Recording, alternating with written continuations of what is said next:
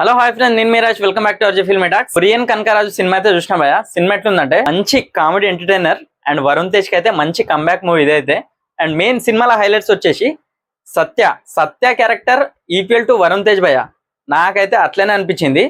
చాలా హైలైట్ చేసిండు సత్య. యాక్టింగ్ కానీ ఆ కామెడీ కానీ నవ్విపించుడు మాత్రం నిజంగా పడి నవ్వుతారు సీట్లకించి అయితే. అండ్ స్టోరీ వచ్చేసి ఆల్రెడీ మనకి ట్రైలర్ లో చూపెట్టేసిర్రు. కొరియన్ అండ్ కనకరాజు అనుకోవచ్చు ఇక. అండ్ టైటిల్ కి తగ్గట్టుగానే సినిమా స్టోరీ ఉంటది. అండ్ రాసా గుమ్మాడి కంసా మీద సాంగ్, రెండు సాంగ్స్ అయితే హైలైట్ అనిపించాయి నాకు థియేటర్ లో మాత్రం. అండ్ తమన్ మ్యూజిక్ మాత్రం అదరగొట్టేసింది అనుకోవచ్చు. అండ్ మెయిన్ గా ఆ కొరియన్ క్యారెక్టర్ వచ్చినప్పుడు బీజేఎం కూడా హైలైట్ అనిపించింది. అండ్ ఇంటర్వెల్ ఫైట్ సీక్వెన్స్ దగ్గర ఆ మ్యూజిక్ మాత్రం పీక్స్ లెవెల్ కొట్టేసిండు తమన్ అయితే. సినిమా మొత్తంలో అయితే సత్య క్యారెక్టర్ అయితే పీక్స్ అనిపించింది నాకైతే. వేరే లెవెల్ అనిపించింది, చాలా బాగా అనిపించింది. అండ్ వరుణ్ తేజ్ కి అయితే చాలా రోజుల తర్వాత మంచి కంబ్యాక్ మూవీ అయితే, మంచి హిట్ అయితే పడిపోయింది.